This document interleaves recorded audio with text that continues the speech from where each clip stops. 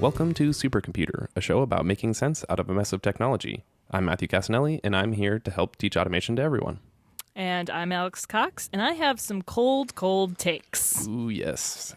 I'm warming my hands, but it's cold takes, not hot takes. So this is Did you just explain our joke? Our very bad joke. Oh, man. But it is, we want to talk about Apple news in a way that isn't, I just heard about this 20 minutes ago and I talked about it, and there's never anything wrong with that because I do that all the time and spout out my ideas on my Twitter account. But I did want to use some of this show to just have a little bit more perspective on the news, on what and I changed my mind after a couple weeks. And so it's sort of interesting to see what's happened in the last month and then what does it mean, or is there a story around the story? So let's jump right in. Do you want to talk about Angela Ardent first? Sure. That's a good point. I don't know how to say her name. Angela Arendts? Arendts? I thought that's what it was. Yeah. I don't. And I think this speaks to my very lukewarm take of, did it matter that she left? Probably not. It's probably fine. It's gonna be fine. I still feel like it was just noticed because she was a woman. I mean, it sucks, but I think someone pointed out that the new head of retail, or whatever it's called, is someone internal and could just be warming the butt of the chair that Angela sat at. I mean, yeah, I don't think it matters, and maybe that'll be different in a couple years from now when Apple stores have been redesigned, but I don't think so. Yeah. So for anyone who doesn't know, Angela Arendts was the head of retail and was hired away from being the CEO of Burberry. Oh, that's right.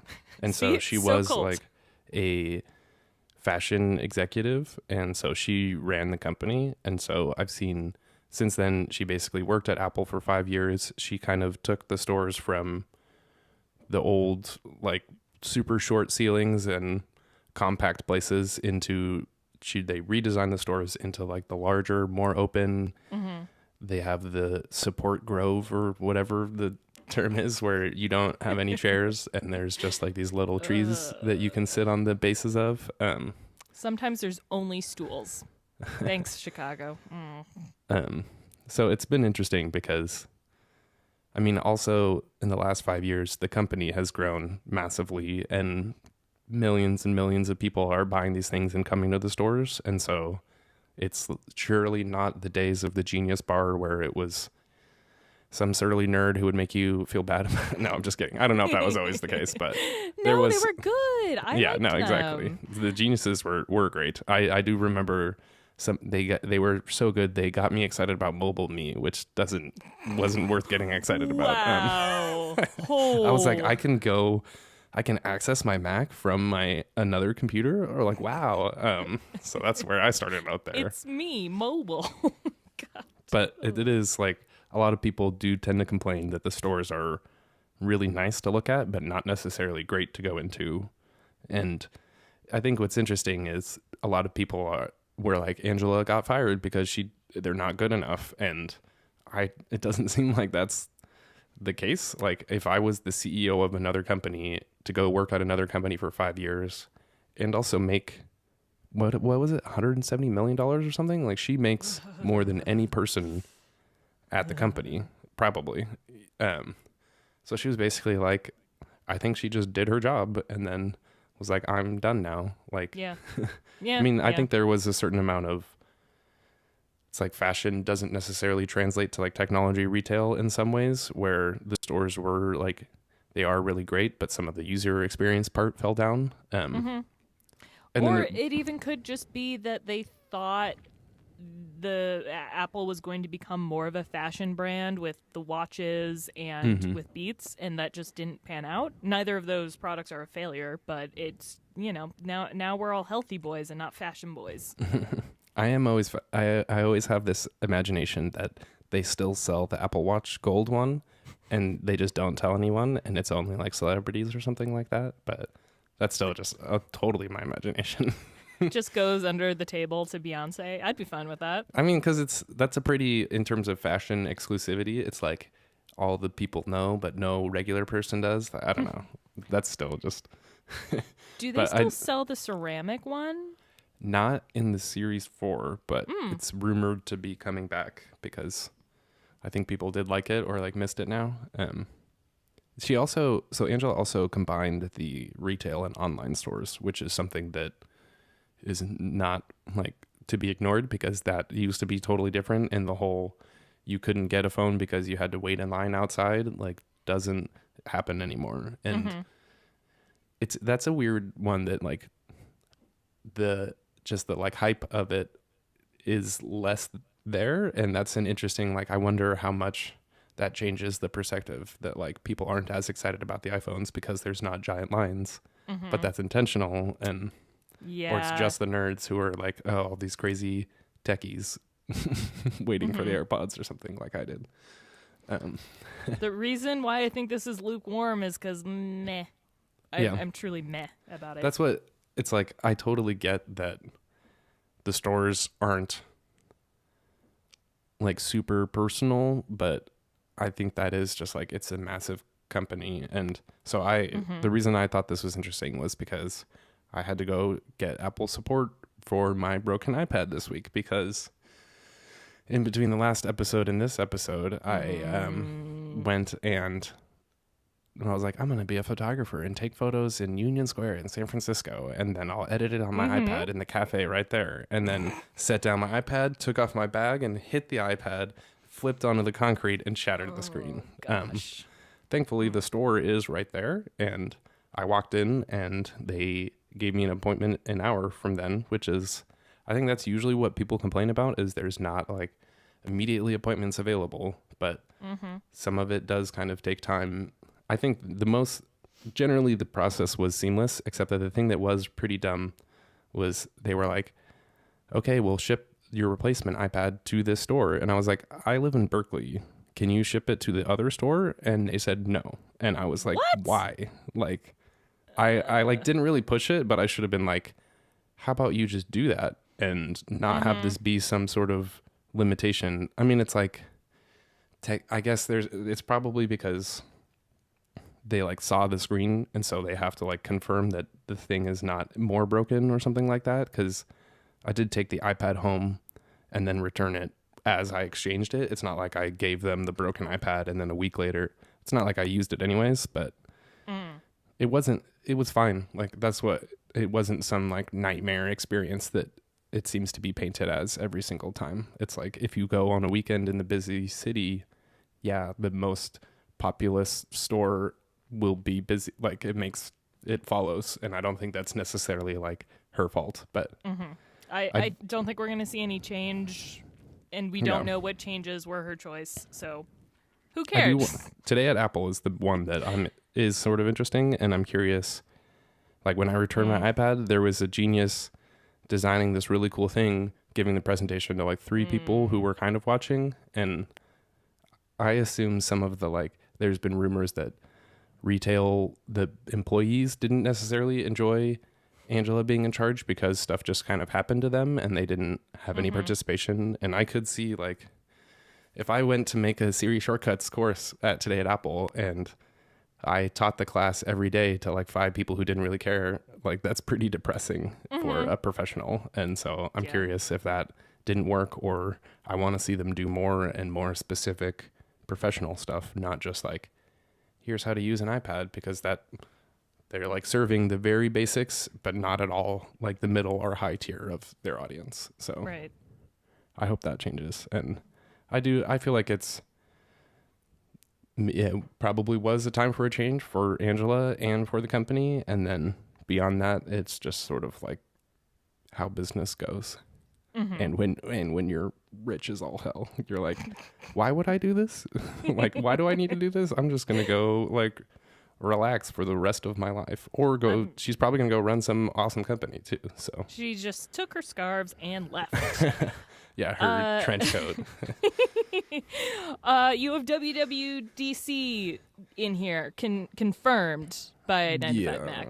Hope when I clipped this, I was like, man, if that's not the dates, we're all gonna be like, crap, because WWDC, which is Apple's Worldwide Developer Conference, where they apparently worldwide means San Francisco, like California only, because you have to make it there. Like that's been the big thing, is that they invite all the developers and give their big keynote of saying, here's what the next version of iOS and Mac are going to be, but then you have to pay to get there, and the hotel prices are completely jacked up, where you could spend like $3,000 just to stay for the week.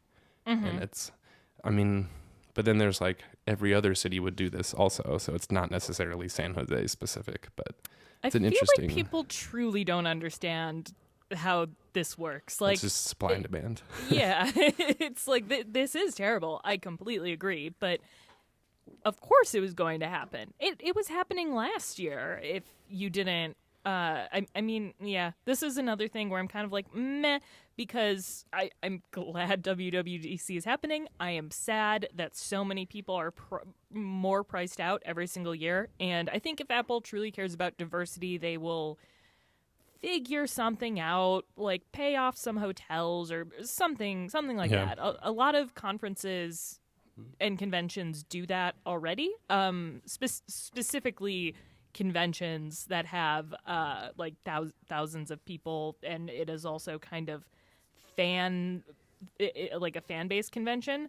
WWDC isn't that technically. However, it's kind of taken the place of Macworld, and I think it'll bring a lot of goodwill to Apple developers and business adjacent people if they just buy out the Fairmont or something. Mm-hmm. That would be amazing, especially if it's discounted in some way. It is interesting because, like you said, since Macworld closed down, that was when I went to the last Macworld, and I met David Chartier because he was the voice of 1Password, and I was like, oh, like someone in the Apple community, and I was all into social media professionally, and so I was like, yes. And then Macworld, I was kind of like, oh, this is Macworld, like, yeah, this isn't that impressive. So now it is. I never got to go. But now I go to an expensive place. I hope the scooters are still there. Last year there were rentable scooters, and I loved them. Well, you have your own scooter now, too. I guess you're not going to bring that. I thought about it, and apparently, according to the TSA, right now, there's really no way to transport a scooter. The giant battery. Yeah. But both you and I will be there this year, because I live up the street. You're not? Maybe. You totally have to be there. I assume that we got to go to patreon.com/supercomputer. Let's see. Because it is, I do have a hotel room reserved, like a number of them, but they're all so, they're nasty expensive, and all of the Airbnbs, like a lot of the Airbnb. This is one thing that I hope Airbnbs catch on to, that like, hey, we should extend our reservation dates, because even trying to book Airbnbs, you can't reserve them months in advance. So it's like once this article came out, some you can. It's at the discretion of whoever is renting the place. But once this was announced, of course, like I was at work and could not go on Airbnb. I didn't have time, and those are all gone. So yep. Yeah, well, I did the same. Supercomputer. You're reminding me that I did the same thing, and I booked 2 hotel rooms because I was like, I booked one, and then I was like, I don't need this much space. And now I need to cancel it. So if anyone needs one, I will I can do a handoff, just a little thing there. But I think it is interesting because even if you don't get a conference ticket, which even probably most developers who do go don't, there's stuff to do. There is Alt Conference, which is just nearby, and it's basically like sessions all day. But I think what's interesting about WWDC is just meeting people in person and connecting over it and putting a face to the name or just meeting new people. Like one of the things that I really tried to do last year was if I just see someone kind of standing there and listening to you and we're talking about something that's like all of these nerds listen to the podcast or whatever. So they're like interested because we're talking about it. And I did just try to be like, hey, what's your name? Like just introduce yourself to people and not make it weird, because I always had the problem of like, why do people care who I am and things like that? And it can be it can be just like kind of depressing when it is like, these are all my people, but I still am afraid to talk to them. So it is like, if you are there and see Alex or I, if hopefully Alex is coming, feel free to say hi. And I would love to just like, I don't know, meet up with random people. Like I don't want to like having some sort of like cool kids table does suck. And that I want to like avoid any of that, because all the connections that I made last year, I'm not gonna lie, some of them I totally forgot, but like it comes back later and you're like, oh yeah, we totally hung out that time. And it is just a lot more personal. And I appreciate that making videos by myself in my house, is that it's like, oh, you actually like, there's a person behind that number. It's not just views or something like that. So I appreciate I've never that sat. humanity of it. Plus, I've never sat at a cool kids table, so don't worry. If you see me sitting alone, Oh, please dude, come sit by me. I totally found you. I was like, she's the cool kids. And then now we have a podcast together. So that was when I first met you. Funny story, because let's say that we were in line for an event and I felt weird hanging out with the cool people who are running the event. So I'm like, I'm going to go downstairs. And that is how we met. And we probably would not have met. Yeah, that's really funny. I just realized that. That felt like a humble brag. So we're moving on. What else did you have in here? Well, I want to do one of your topics, because I don't want to just talk over and over. Yay. Okay. There is this thing, and if you're not watching the video, I'm holding up the newest battery case from Apple, the smart battery case, which means you can put it on, and unlike a third-party battery case, it doesn't just you don't need to like turn it on to charge your phone. It just knows I'm going to charge your iPhone, and it like understands the battery enough to know, okay, for stepping back. If I've been obsessing about this because I love battery cases and hate most iPhone cases. So I've been learning a lot about batteries. And the way the smart battery case works is that, sure, it knows when your iPhone's in it, but it also knows when the case itself is charging, and it will bypass charging itself and go straight to the iPhone first. However, if your iPhone is at like 95%, the way the batteries work is it takes way longer for that last 10 to 5% than the first 80% of the battery. So once your phone is at 90%, it'll start doing the charger, because it knows that eventually you will have more battery life with the two combined. Does that sort of make sense? Yeah, it like skips the last 10% and starts charging the battery, because that battery will then charge that last 10% later. Yes. And it's great. Yeah, that's awesome. How does it feel? Okay, so if you remember the last time Apple did a battery case, people were really like mocking it. Dead. Design is dead. Where Apple can't design anything ever. and the design of the smart case was probably my favorite design of any phone case ever in the history of phone cases, because while most battery cases they've got a thin part by the camera, and then there's just one big lump all the way down down the rest of the case for where the battery lives. The first smart battery case didn't do that. It had a hump, and then the hump ended.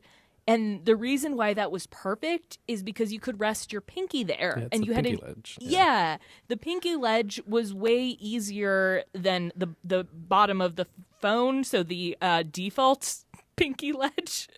And this new design, it looks much better, but there's no more second pinky ledge. Oh, there isn't? I didn't realize that. No. See, it just goes all the way. It's just a big old chunk. Mm-hmm. And it looks way better. That's worse, I think. It's It does. It looks really nice. There is one thing. It comes in black and white, right? And everyone's all, oh, the white one's gonna get all dirty, so I'm not going to get the white one. But does nobody ever get like their hands greasy and use their phone? Because there's all of these nasty, gross fingerprints on the black ones where you have to like actually clean them off. Where I'm like, oh, there's a little fuzz or some cat hair on my phone case, doot doot doot, and then I made a rubbing motion on my phone, and now it's pristine and wonderful. Also, this has taken a beating. Like, I've dropped it a lot. There's some cat teeth in it, and it holds up better than I think the regular Apple silicone cases. I'm gonna stop talking now because this is incredibly boring, but thank you for your time. I love it. It's only for the small one, right? Is there a big boy? There are 3, actually. That is important, I think. There is one for the 10R and the 10S Max, and that never happened before. Yeah. So it's a whole lot. I saw. No, I don't want that much phone. Yeah, I've seen the 10S Max ones and held one with the phone, and I'm just like, no, no, I'm out. Yeah, I'm interested with the 10S with the case if it weighs less than the 10S Max without a case, or like with the leather case. Got to get the scale out. So there is a follow up for next week. I promise I will do this because there are some people visiting who I know have the case and have 10S Max one. Weigh iPhone cases. Thank you, OmniFocus. Okay, so last question on this one is the charger is it centered on the bottom, like vertically from? Because I saw a story, but I probably should have looked this up before I produced a podcast about it. I thought the old one charged behind where the port is, and now it goes directly into where it's centered within the thickness of the case, not where the phone port is on the iPhone, right? Because the lightning plug plugs into something behind your normal lightning plug, which is being plugged into with the case. Yep, and that was the case of the last case as well. And one more thing to another thing that I forgot. I keep forgetting things about my favorite case ever. This one charges via Qi as well. It's obviously slower, but if you're just topping off the case and not actually charging the phone, it's very nice if you're like me and just pop it on. Yeah. Throw down. I don't actually have any Qi chargers. Speaking of just the overall trend of things being expensive, spending $60 on a charger, I was like, no, that was it. I totally want it, and I'm sure I will get some in the next year. But it is like, I think I also had just bought a couple like charging stands, and it's like, well, now it is like, I don't just want to buy stuff because I want to try it. I do want to try it, like use it because it's useful. And I'm sure, like I bought my mom a Qi charging thing, and I'm not sure how, I bet she uses it, but it is like, I'm curious if the average person uses it because it's money. It's totally nice to have and not at all necessary to have. And so it is like, that could be an interesting thing that's like, people might not care as much and it's really nice for all of us, but it's still like inconsequential at a certain point. Anecdotally, I have only seen the flat Qi chargers a few times, like the ones where you just throw down your phone. But I have seen basically Qi charging docks like everywhere. The angle thing. Yeah, so you can see your phone and see your alerts as they pop up. I have one on my desk. I really like it. I have one on my bedside table.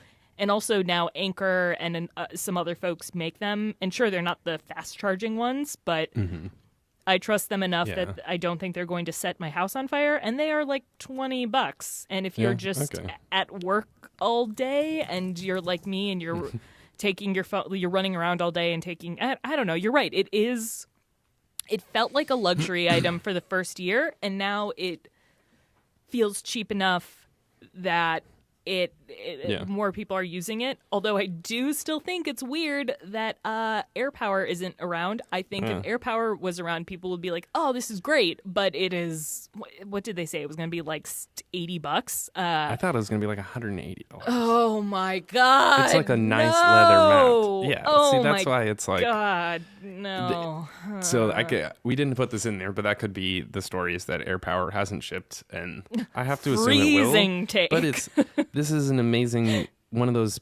This is perfect for cold takes because it's a polar vortex of a take. But it's so important to everybody. They're going to ship it, and then we're going to move on and not care. And it's only like people only care because they said they did and haven't done it, and like that means that Apple is doomed. Like there's so many things that just like are how hardware businesses run, not software companies. And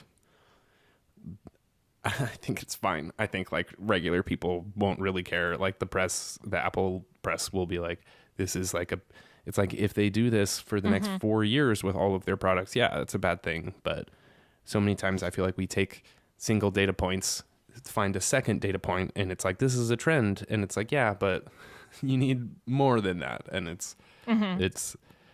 it will be really nice for people who can afford it. But then it's like, okay, this isn't going to change Apple's business in any significant. These are like accessories. And I think that's why it's a problem to like shift the expectations from your largest group and not necessarily deliver on what you're saying. But I think we do need to like go further down the line of like, okay, does this have an impact on my ability to do anything with this? Generally not. And it's so, I mean, just coming back to like Qi charging, my phone was dead at the Shortcuts user group, or it was like at 2% by the time I got home. Oh my God. And it is because I don't charge my phone throughout the day because it is a little too inconvenient. So I totally would use it, but You're talking yourself into a Qi charger right now. By next like, week, no, you didn't you're see gonna me have hitting one. the keys.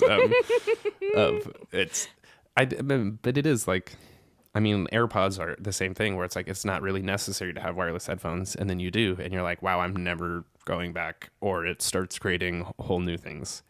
Maybe charging isn't exactly that, but like the Galaxy S10, which hot take, they have their like earbuds thing that charge from the phone, and I have to assume if this is so AirPods, stupid. but, Okay, like, you gotta explain this. This is so stupid. So it's the same thing. It's basically like, if my AirPods are dead, do I have to find a cord, or do I have to set it on top of my iPad and charge this? Like that would be pretty slick. Meh. Yeah. I have a The friend iPads who have so much battery that like it could charge my phone and my AirPods. Compare, okay, the iPads 11-inch. have so much Your one? No. iPad has a lot of battery. Mine dies almost every single day. Yeah, I mean, me too. I use it for like 6 hours, so I'm curious. Maybe you have some sort of settings, or I don't know. But at least compared to laptops, like that was one of the things that, like last summer, I had a laptop and it got stolen, and after that, I was like, oh, I don't have to worry about battery life anymore. Like when I had a laptop, it was constantly like, am I charged? Am I near a charger? And like iPads, it's like I go to the coffee shop all day long and like don't even think about bringing a charger as long as I've like charged it up. USB-C, I'm all about fast charging. The Qi charging, I think, is where it's like less interesting to me, because I do want that like top it up 30% in 10 minutes. Like that's...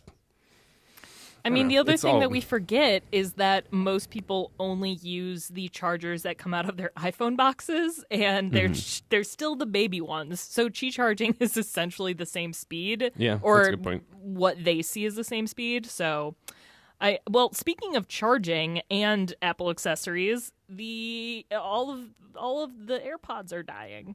It's like bees. It's very sad. And I've been feeling that too, where it's just, I mean, it's a 2-year-old product. Like, I don't know if you want to talk about should they last longer than 2 years is an interesting point, but it is like, because this does come down to I guess it's, now I'm kind of contradicting what I just said a minute ago. That's another thing. That's like, if you delay hardware, it does have material impacts on those people once you start to expect it at the same time of year. And we all got AirPods, or most people got AirPods around Christmas, and then it's 2 years from then, plus a couple months is like, a lot of people are complaining that they're not lasting more than an hour during a call, or like you have to like switch and then go to the other one halfway through and stuff. And then it's, oh, can you hear me? I'm on my AirPods. Yeah, I don't really have an opinion, or I don't have. I've never experienced this before, and mine aren't as. I can definitely tell that the battery is less than when I first got them, but they last longer than an hour. It's still at a point where I typically don't worry about how much is there, but I do now charge them every night. But also they're still not comfortable for me just because I have funky ears, so I know I use them dramatically less than most folks. But I mean, I don't know. I think when you talk about Bluetooth headsets in general, I think it's more that the battery does die, but at the beginning, the battery life isn't amazing to begin with. So we've kind of been spoiled. I mean, I have Bose headphones from years and years ago that are still great, but they do not. I need to have them plugged in. There's no. I can't use them as wireless headphones anymore. Yeah. I forgot that AirPods were that much better than every other headphone. So it is like, now that they're more average. I think what's interesting though is like, it is just like after 2 years, I know what I want to see in the next AirPods. Like a very simple thing is when I like trigger Siri when I'm connected to my watch, it takes like 5 seconds. And that's like every time I'm like, especially when you like hold the button and then it's like, and it's like, oh my God, like I already finished my whole phrase and then I like have to start over, and it's every single time. Like I want AirPods that you put in and you can immediately speak to Siri. It will like hear you. It doesn't have to like start listening. And then, I mean, the whole Hey Siri thing is not like that's part of it, but just being able to instantly connect to Siri is super important. I also, oh shoot, I just had another point and then I forgot about it because I looked at my phone. Oh, wow. Professional. Yeah. All right. You'll get, to be fair, you were on House Party and that's the notification that I saw. So while we were recording this episode, it said you were. You might have just opened it. That's an interesting other. I wonder.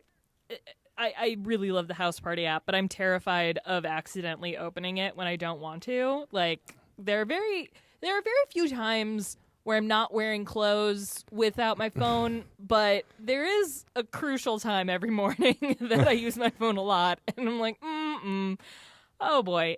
Anyway, you're house partying in the shower. Oh God! But just real quick, there's a feature they thought of this, which is good, and it's not obvious. If you do the like action on the notification, you can sneak into the room, which doesn't notify people.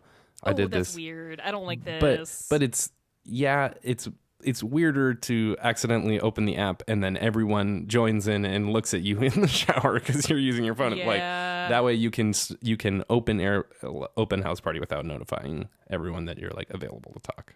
So it's the way I pitched it was poor, but it's a feature that's just like don't broadcast your intentions at all times, because it's the problem with the serendipity of video chat with that is that it's hard to like check without being like, I'm immediately trying to chat right now. Right.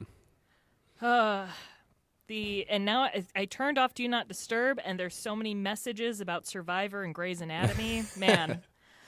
Oh, really hitting it out of the park with this episode. Okay. What else did we have? Oh, you put in here, how did Apple's AirPods go from mockery to millennial status symbol? I don't know. Like, they just did because they're like, I'm going to open. Oh, I read this. This is like millennials are ruining everything. Yeah, like, it was not but I think it is interesting. I have just seen the AirPods are a funny. yeah. Yeah, go ahead. The white this is the same thing as there was all this drama around other folks who weren't Apple making white earbuds because it was like, this is the new fashion trend. And yes, they are somewhat of a status symbol, as is a new iPhone. I don't think that this is a crisis of status and influencer wealth. It's just, I mean, I think the article was not good because I think it was basically saying like people thought AirPods look kind of funky, which means they're bad, and now that means they're rich. But basically, it's like I think people always thought it meant you were rich, or just like a tech nerd or something. But I think it's the meme part is just funny, and this comes back to our TikTok discovery. I have seen somewhere it's like your first day getting your AirPods, you're like, oh, this is pretty neat. I have like wireless connectivity. And then the second day, you're like, wow, this is so amazing. And then a week later, you're like, what up? Everyone else is broke. I got my AirPods and all my money. God. Like, I thought those are good. Final cold take on that. They still look stupid. I love them. Use them every day. Still look stupid. You look cool from the side, but it's when No, you straight no, you on. don't. Okay, well, you don't. No, you don't. You look less bad from the side, but when it's straight on, it is like you've got like Shrek ears pointed out. They're so bad. Yeah, they're you look like Chappie from the hit feature film Chappie. It's so bad. Oh man, do we want to get to the big boy stories? Yes, I feel like the two main ones are the enterprise. It's basically like creepy stuff going on that shouldn't be on Apple's platforms, and then also rumors of what's coming up. And so I don't care too much about Apple's enterprise relationships with other companies. Well, can you explain real quickly what sure. that was? Because I didn't know what this was in detail, or rather, I thought it was only really big companies that had these until this story broke. Yeah, I think, well, it's basically where this story started was the whole Facebook controversy from last month, where Facebook was paying teenagers to install a VPN where they could then scrape all of their data, and they were using the VPN app was installed via Facebook's enterprise certificate, which enables apps or like developers to, what it does is it enables companies to build their own internal apps. So even like Apple uses this to make like the Mac Cafe menus and like the bus schedule apps and stuff like that. And so Facebook had like their own internal ones also, but then they abuse this by essentially distributing an app that Apple had banned instead through their own enterprise thing. And so Apple revoked their certificate, which meant that Facebook employees couldn't eat lunch. And that was, but it's also like Facebook brought that on themselves. Apple did what they were supposed to do. But then basically what happened was TechCrunch was like, okay, let's see this. I assume that's not the only thing that's happening. And so they went and found, which is pretty bad. Some people were like using very broad enterprise certificates to make their own apps. And especially in like foreign countries, they were distributing apps that essentially had porn and things like that were not, or like gambling things that Apple doesn't allow also. And so they're basically just getting like Apple's enterprise certificate program is probably being reconsidered. But so it is like, if you're reading this and you're a consumer, you're like, none of that meant anything. But it is interesting that like Apple has had some slightly more contentious relationships with some large companies because those companies are going around what the App Store allows. And I don't know if I'm fully prepared to like have a conversation about what Apple should allow in their App Store and what it's like to like run a platform versus free speech sort of thing, because I don't know, this isn't exactly like my free speech of gambling, but yeah, it is just in general there has been like cracks in the dam of Apple's security and privacy wall, it seems, or at least it might seem like it. And that's what I'm interested in, is like there was also, so the other half of the story is then it's told that there's developers that are using libraries to basically scan what you're doing on your app and sending it back to other apps. And of course, Facebook itself got caught in this. Like, I think this is too hot of a take because I think this just happened yesterday, but they are like, it's like, even if you're not logged into Facebook or you have never had an account, these apps will scrape your data and send it to Facebook anyways. And so, and like the article, oh man, I can't even think of the conference because I hate it so much. The technology conference in January every year. Yeah, CES, that's what it is. They had a big thing that's like, what happens on your iPhone stays on your iPhone. And it was this huge billboard. And it's like, since then, all of these stories have come out. And so it definitely does not look good for Apple. But do people care? Like, did this even break through? Actually. Yes. Because people that's what's finally care. And it's finally coming to light in terms of the public eye. By public, I mean people who aren't us like, Facebook is evil. Now people are like, oh, Facebook is actually evil. And people, I know so many folks who think that Facebook is spying on them via their camera and their microphone. And I'm like, no, that's definitely not happening. But what's happening is way, way worse. And I know that it's not that people are dumb, but it's hard to wrap your mind around. You're using this little game app, and then suddenly it's all being pushed to Facebook. And I just assume that I ever since I joined Facebook, I always made the assumption, and I don't want to sound like I'm the person who's like, I saw this coming, but I feel like most people knew, or people, like, we knew the kind of people who are running Facebook, and we knew that this was going to happen and was happening, even when there used to be those little buttons and stickers. That was a fun time, not going to lie. Like, it was almost a little MySpacey. But I think with the whole enterprise situation, I also don't have a lot to say about Apple's free speech type of thing, because I do think sometimes they get a little bit close to the line there, but I think it's really good that there's a dialogue around that. And I think, like, okay, you don't want porn on your platform? Yeah, it's your platform. Do I agree with that? Like, you can have this really horrific shooting game, but you can't have porn? No, I'm not a fan of that, personally. No. But I do think it is very important that we see that, like, you having a Fortune 500 be the ones who aren't censored is gross. And being able to work around the system, like, I didn't know how easy it was to get an enterprise license. That is gross and scary. Like, if Tumblr is going to be removed from the App Store, really want the child porn apps removed from the App Store as well. Like, fair.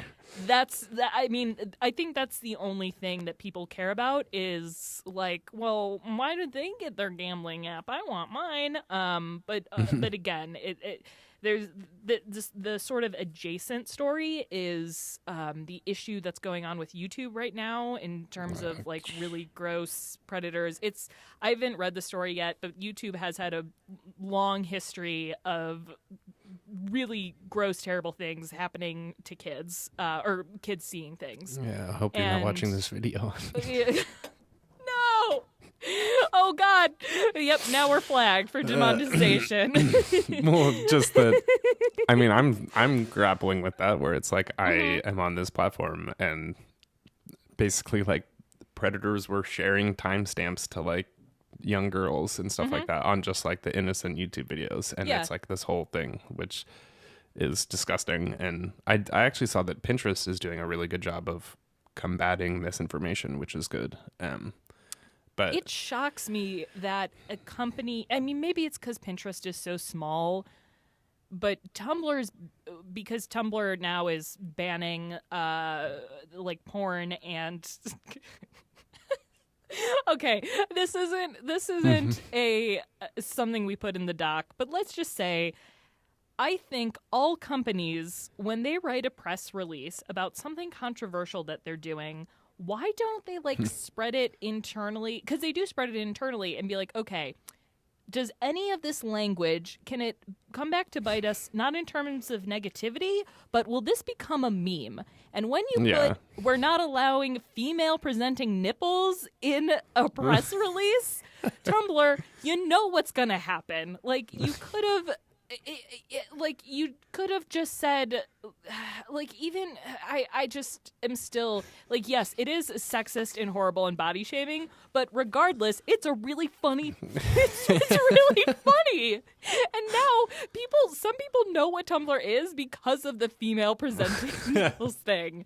But anyway, I do think that the horrific stuff going on in YouTube, it's almost like Apple took Google's certificates away. And I wonder if YouTube is ever going to have a reckoning with the stuff that's on their platform, because technically hate speech is allowed, but I think what's I don't know. fascinating is that if you think about it, Apple is particularly ill-equipped to deal with this stuff because they don't run social networks, and they don't every platform designer has to account for bad actors and the different types of bad actors too, because some are some are people who are reporting bugs and trying to get it fixed by breaking it, not intentionally breaking, like FaceTime, for example.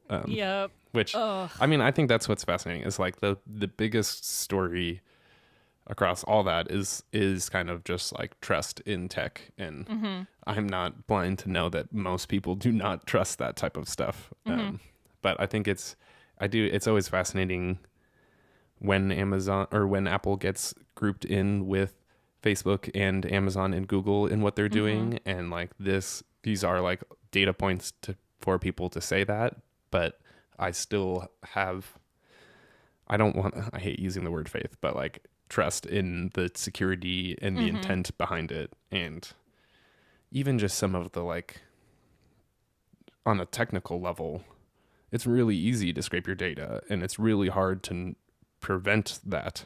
And Apple's trying to prevent it. And so that it's like they're putting these things in place versus like, so I was joking that I did Facebook advertising 5 years ago, and we were all like, you can target these categories. Like it was kind of like, there's a reason it was a gold mine, is because it worked really well for advertising. And it's all just now coming to light that that's been going on this entire time, or that, I mean, I this would have been in the article, but about Apple Pay and like grocery stores are trying to do loyalty cards, and I got into this whole like back and forth with Jason Snell, which is always very smart to do. Boy. But it was like the using loyalty cards in Apple Pay and whether that is private or not, because Apple Pay randomizes your credit card, and the like what loyalty programs should be is that they know what you buy so that they can then understand what is being bought and like change their purchasing decisions based off of that, which is, I'm generally fine with that level of analytics. But it is, instead what they do is they take all your purchase data, tie it to your credit card, and sell it to Facebook specifically so that they know that that like this person bought toothpaste once a year, and or now they bought it twice a year. And it is like, you know, it'd be better every month. Have you heard of Quip? Quip.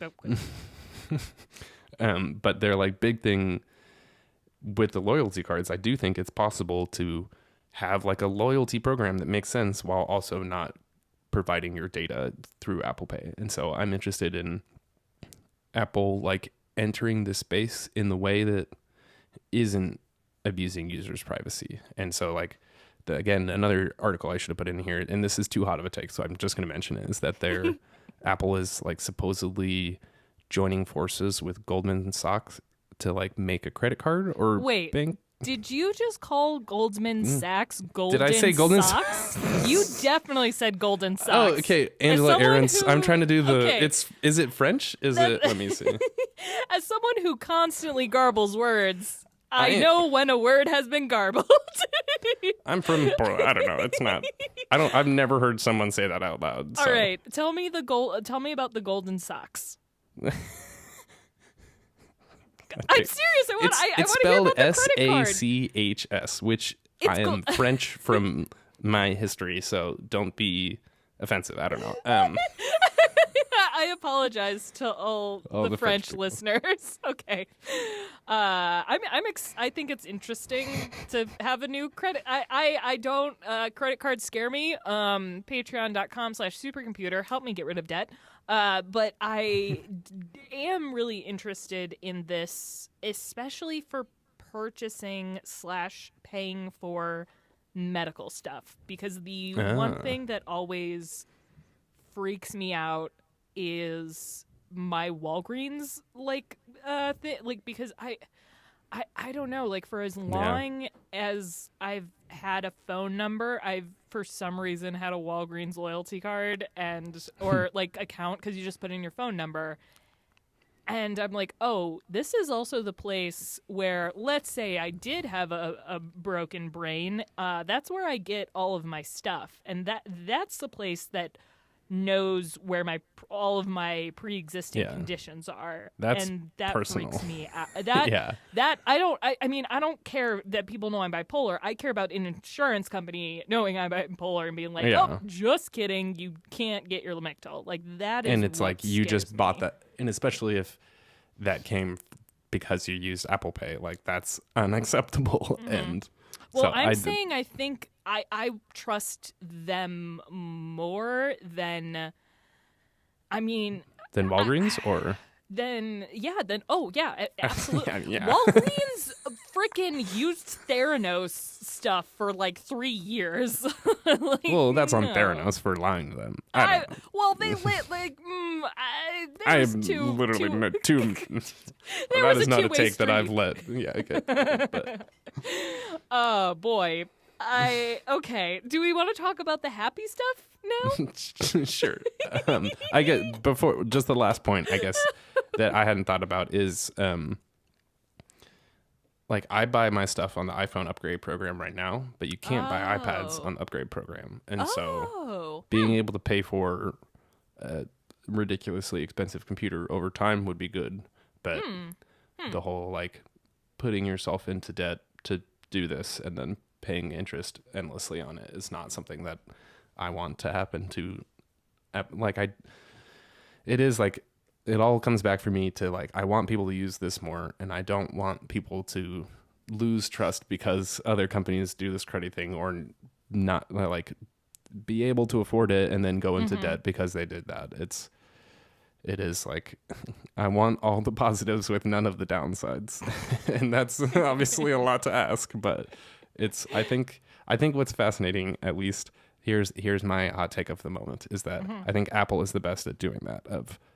The biggest downside is the cost, but, like, obviously you bear those costs in other ways when you use the other services. And I think Apple does that the least, but hopefully it doesn't get worse, because some of it has a little bit. And that's what is, like, the point of hot takes is it's easy to feel like it's like everything's going wrong and they're on a downhill slide, but then also, like, normal people might not care at all, or they do, but in a different way. And so I do want to get out of my own head.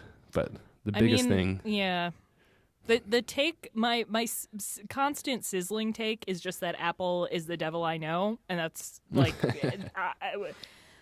I'm gonna hear about something bad right away, and even if that breaks trust, at least I know, like, at least I know there's a security bug. So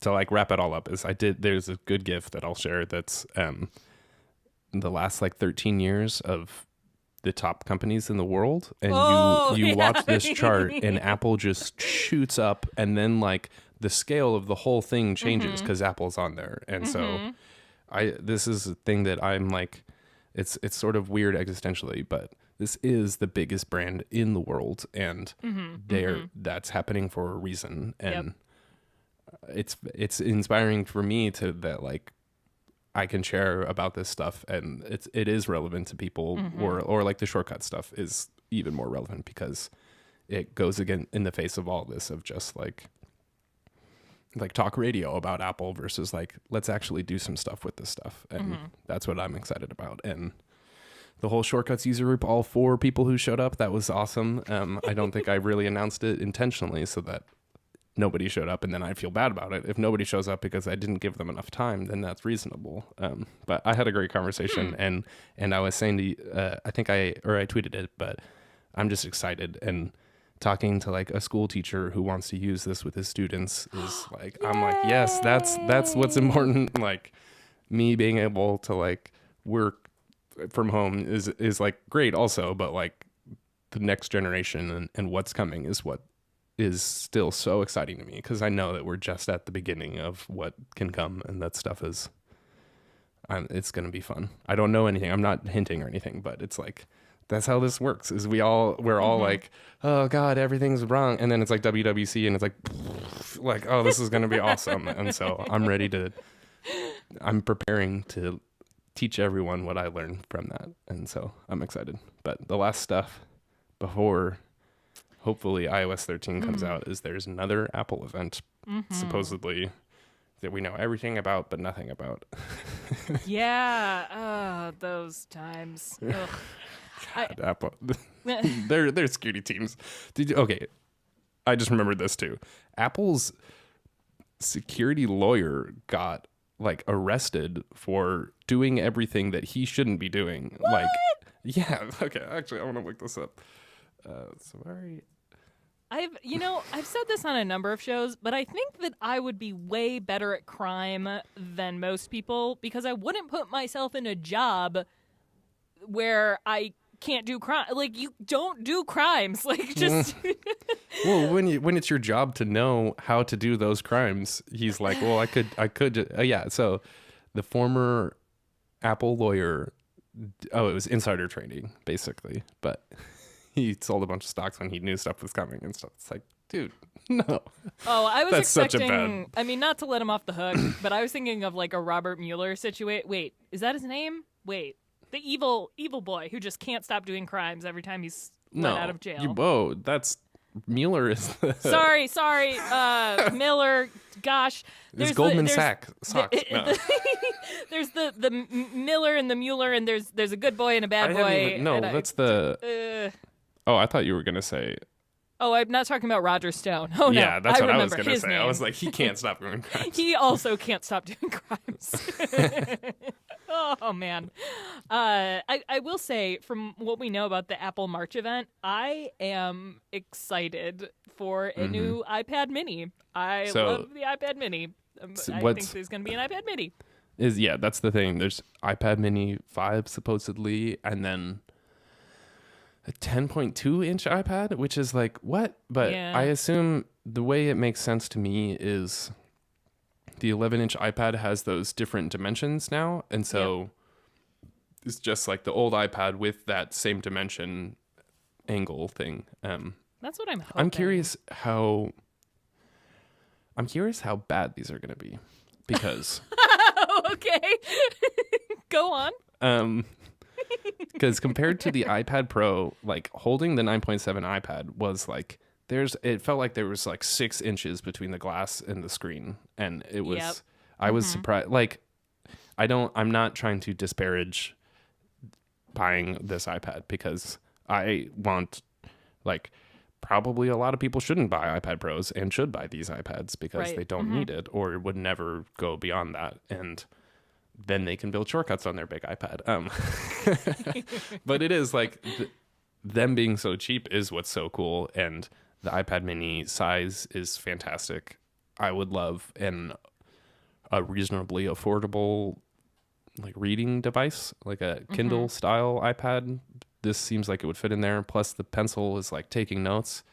I am all for this to like massively grow the overall pool of iPad users, because it is like, I'm not an iPad Pro. I'm not going to buy an iPad Pro. So like that probably applies to 99% of the people in the world out there, because naturally, if you haven't done it already, you're not. And so it's like, I'm excited because that does just, it's like good hardware for cheap, or in a maybe at least affordable is counteracts Apple's whole problem of like, oh, this is a $2,000 iPad that costs $500 to replace.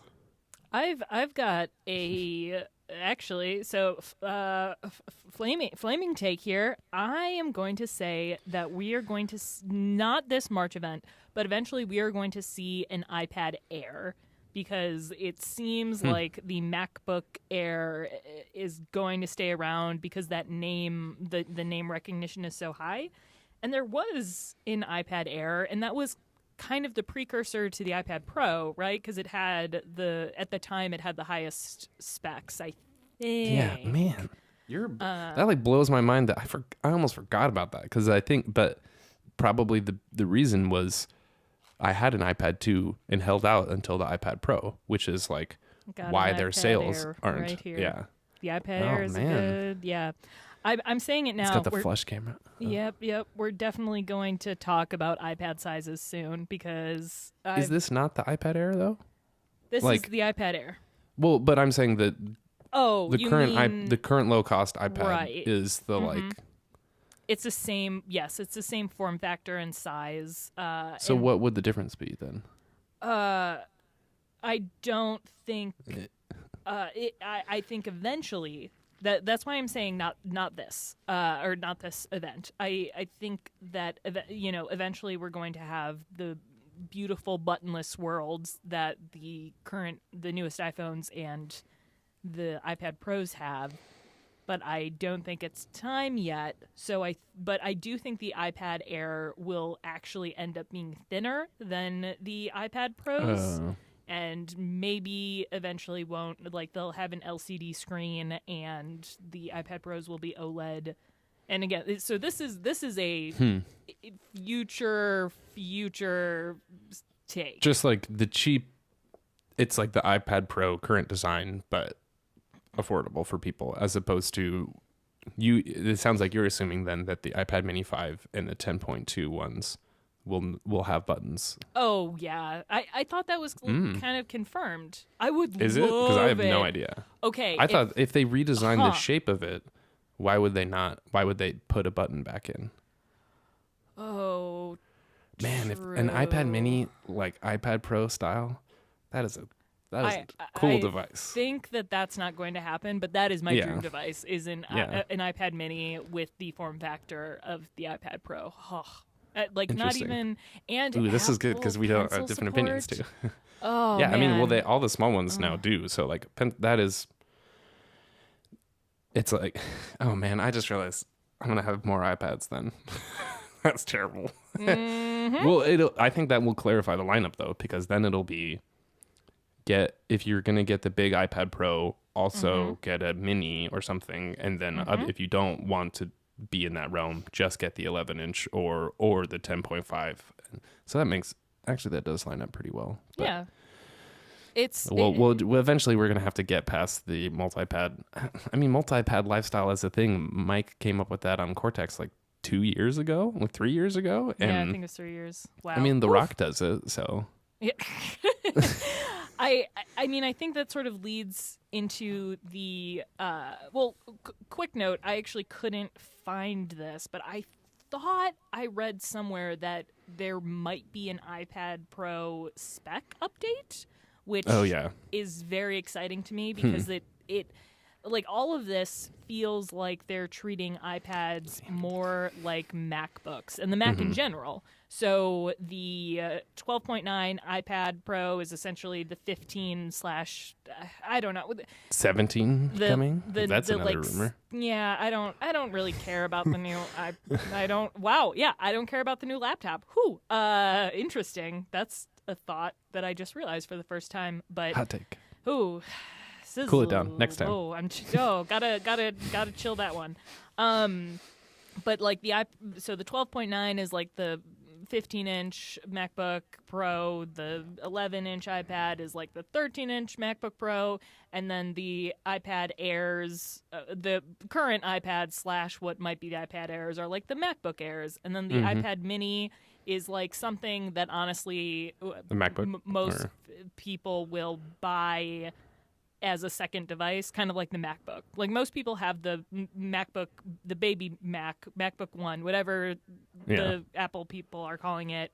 Like I don't think I know anybody who doesn't also have another machine.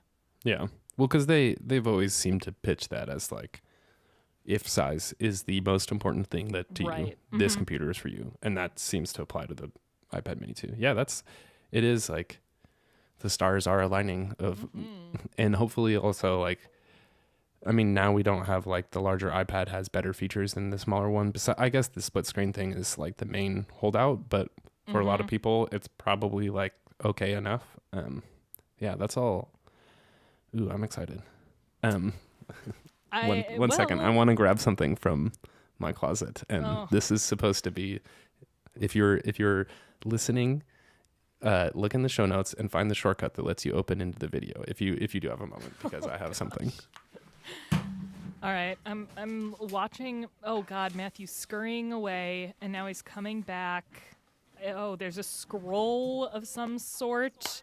Maybe it's a proclamation. Are you gonna open that scroll for us? Oh yes, I have a scroll. No, but this is what happens when your company gets acquired by Apple and you are a contract worker and you still get some of the swag that they have during a meeting.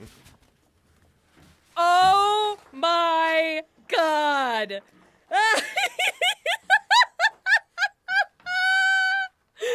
All right, I'm going to try my best to describe the majesty of this poster.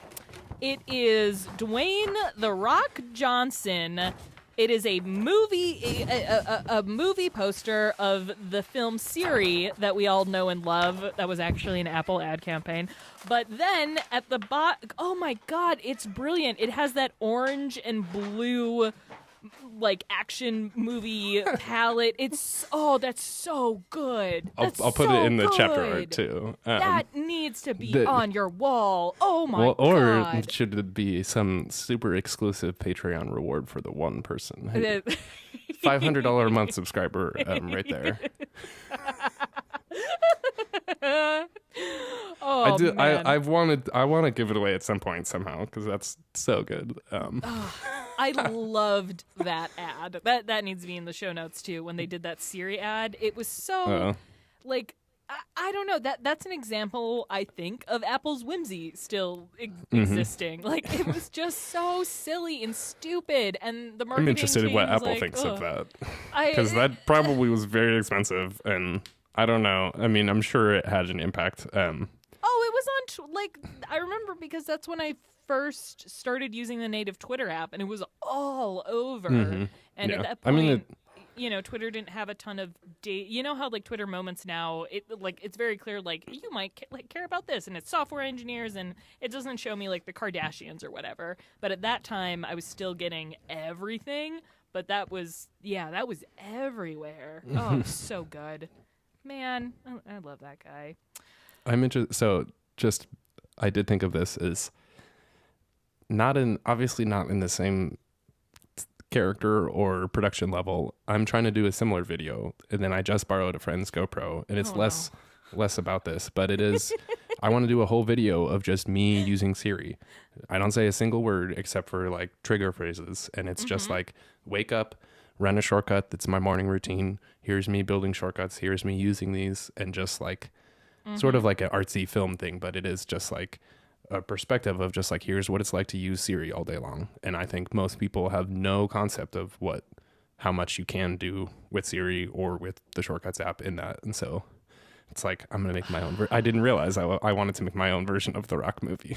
Stop teasing videos that I want to see right now. That's very, very good. Oh, what if it was... This could be an entire genre. They've done the action film. You do some... Oh, God, there needs to be a Spike Jonze version and a David Lynch, oh man, that's very exciting. Let's do it. Write down all the things that make those movies that way, and I'll do it because I'm having fun with it. That's what I do want to do is me being here at this desk saying how Shortcuts works is different than I'm trying to catch a train and it tells me in real time that the train is coming in 2 minutes on my watch, and that stuff is I still think people just don't know about it or.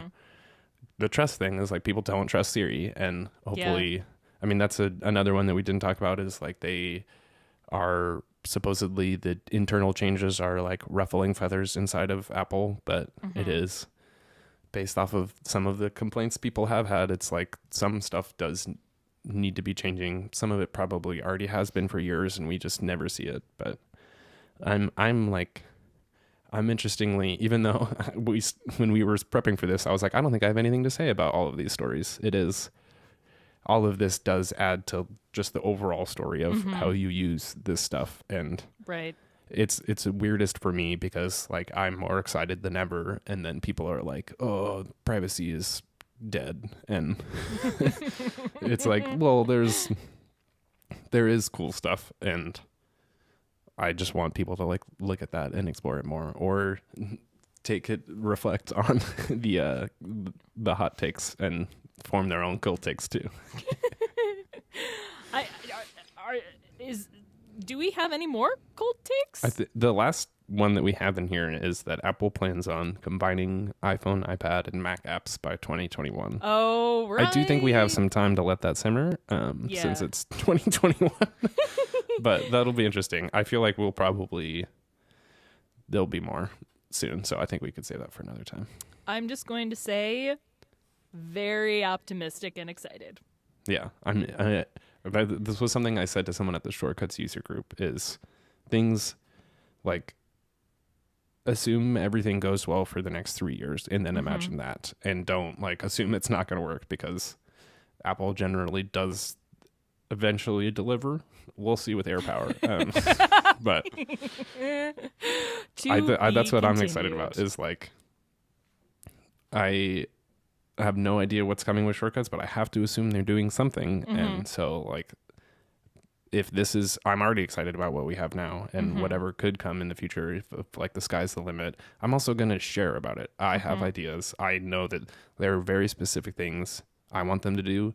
There are things that will physically hurt my body if they do not do, like adding keyboard shortcuts to being able to move, manage shortcuts. So something like that is like, I'm going to be like, please, Craig. No, Tim.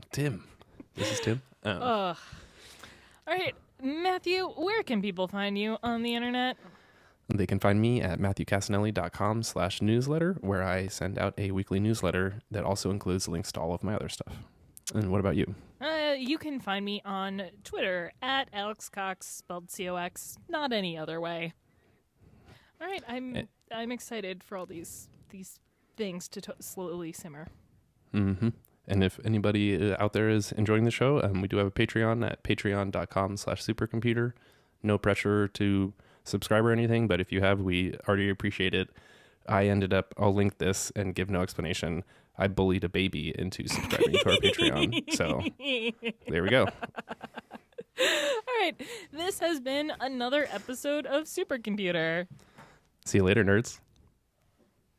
That was great. All right. I'm going to start.